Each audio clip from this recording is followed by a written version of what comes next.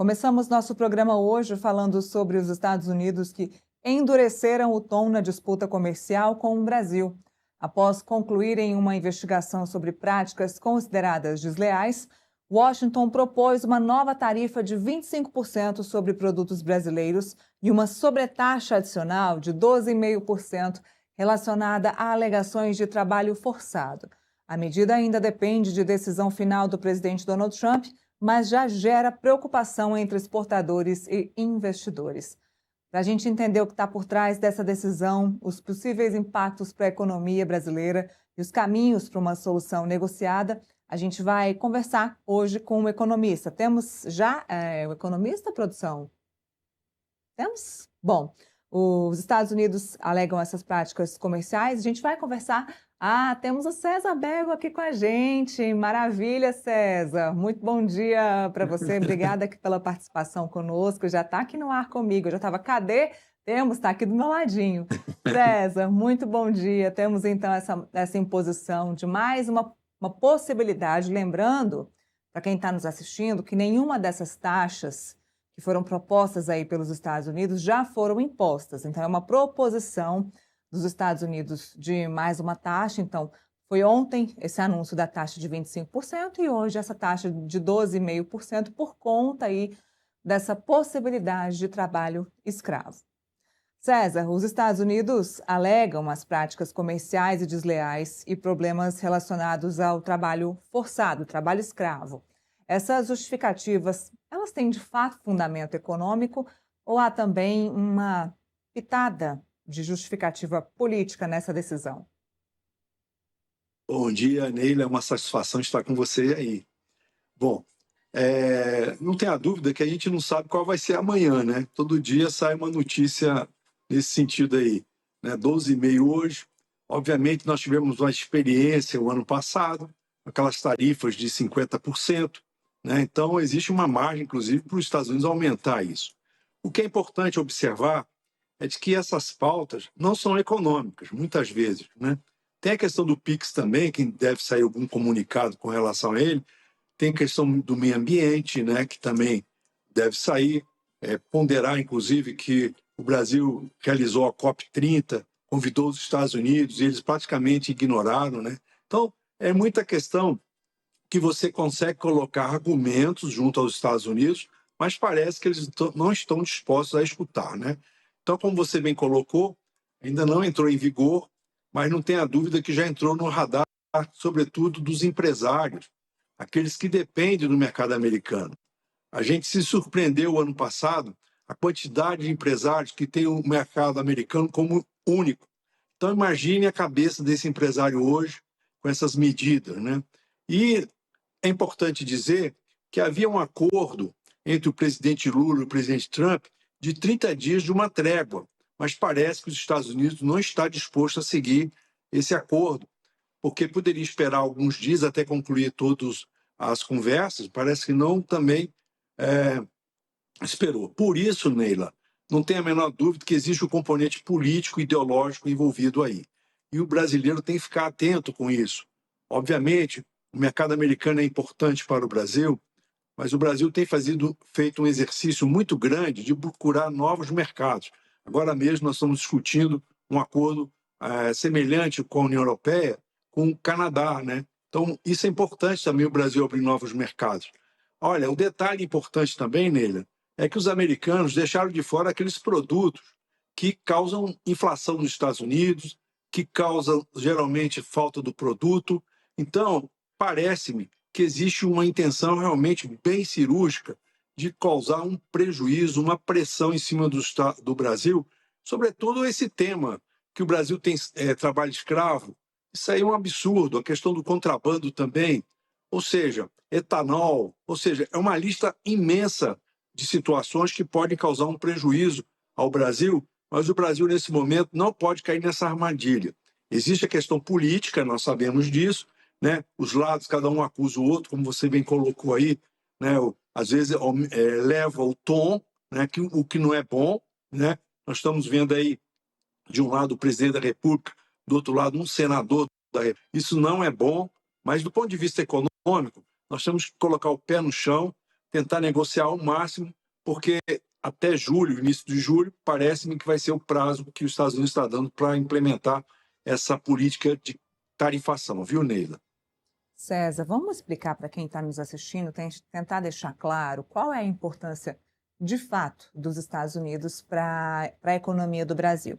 Nesse documento que foi divulgado hoje, os Estados Unidos, inclusive, dizem o seguinte, que o próprio Brasil está exportando carne, ele cita a carne, está exportando carne muitas vezes mais para a China do que para o próprio Estados Unidos, porque a China também tem trabalho escravo, assim como o Brasil, a China também tem trabalho escravo. Então, acaba usando também esse argumento para a exportação da carne brasileira em maior quantidade para a China.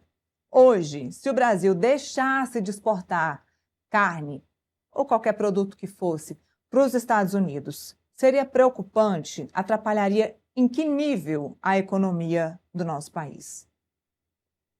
Pois é, Neila, esse argumento é um argumento tão frágil, porque os Estados Unidos fala como se ele fosse um mercado de trabalho assim perfeito, não tivesse problemas lá. E nós sabemos que as leis trabalhistas nos Estados Unidos são leis impositivas também, né? Então, daqui a pouquinho, os Estados Unidos vai imputar uma sanção ao Brasil porque exporta para os Estados Unidos, né? É um absurdo muito grande. Não tenha dúvida de que existe no mundo todo outros países e o Brasil tem ótimas relações, não só comerciais, políticas, geopolíticas. O Brasil busca a paz, o Brasil busca o entendimento. Agora, obviamente, se você tem um produto, você tem uma demanda em determinado país, como a China, que é praticamente a maior população do planeta, junto com a Índia, então você não vai deixar de exportar.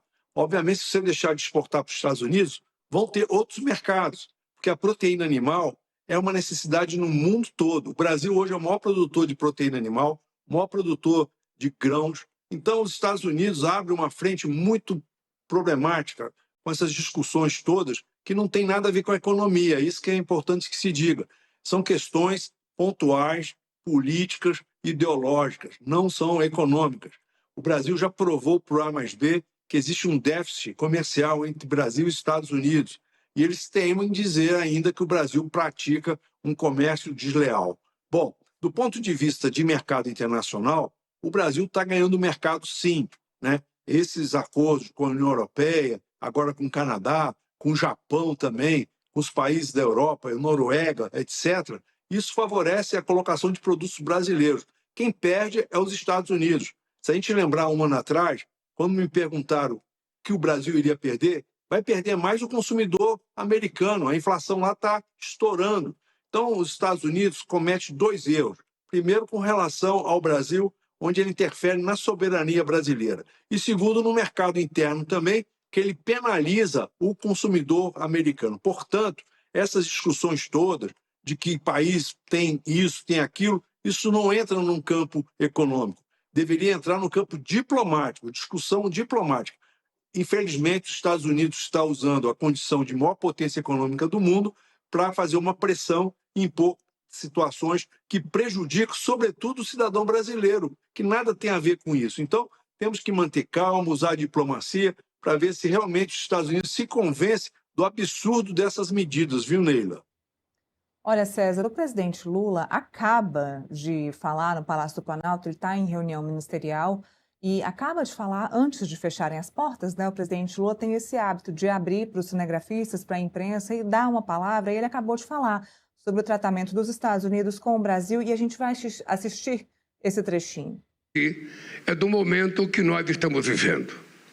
Eu tenho certeza de que muitos daqui que convivem comigo há algum tempo, nós estamos vivendo um paradoxo na política brasileira, talvez no mundo, porque poucas vezes na história o país conseguiu ter coisas tão positivas a seu favor como nós temos agora.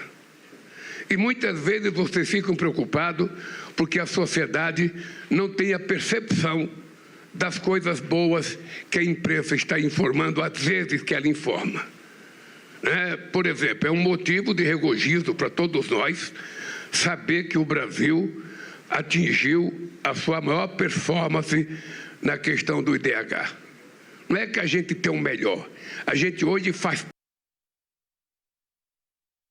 parte do núcleo de países que são países de ponta em questão de qualidade de vida do povo.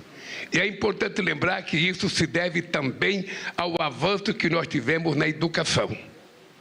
Bem, eu não vou falar das coisas que o Dario vai falar, porque senão, na hora que a gente passar a palavra para o Dario, ele vai dizer, o presidente já falou tudo. Eu vou deixar as questões econômicas para o Dario falar. Mas o que é importante vocês saberem é que nós estamos num momento decisivo para que a sociedade brasileira, eu diria até uma parte da sociedade mundial, reconheça o fortalecimento da democracia no nosso país, a nossa luta para o fortalecimento do multilateralismo, a nossa luta para que esse país não seja tratado em nenhum momento como se fosse uma republiqueta insignificante. Nós somos muito grandes, nós temos muita história e nós não podemos aceitar o tratamento que os Estados Unidos deu ao Brasil esta semana. Não é possível.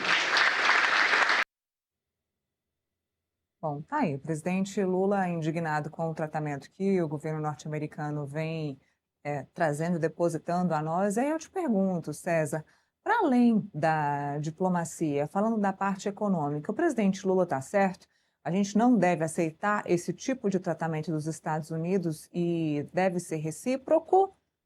Esse tratamento econômico, deve haver algum tipo de tratamento igual por parte do Brasil, ou é melhor que a gente também trabalhe da mesma forma que o presidente Lula trabalhou da outra vez, em silêncio, devagar, enviando grandes empresários para conversar com o presidente Donald Trump, enviando representantes do governo para conversar ali bem por baixo dos panos com o Donald Trump, ou é melhor partir para o embate, para o ataque?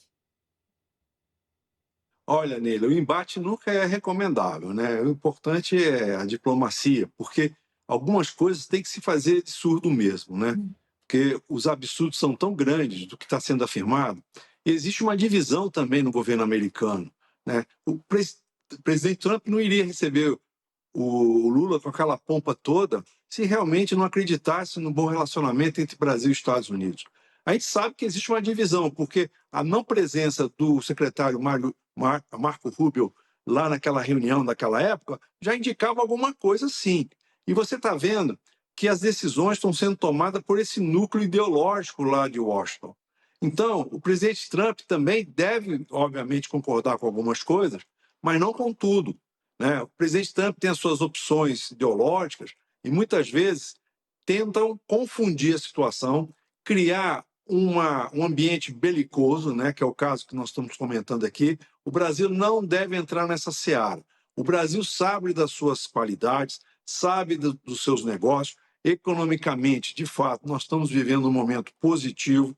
Tem as suas questões com relação à inflação, sobretudo pela questão geopolítica, do aumento do preço dos combustíveis, né, que acaba encarecendo os preços no Brasil também. Mas não tenha dúvida, o governo, inclusive, está criando algum tipo de medidas para minimizar esses impactos.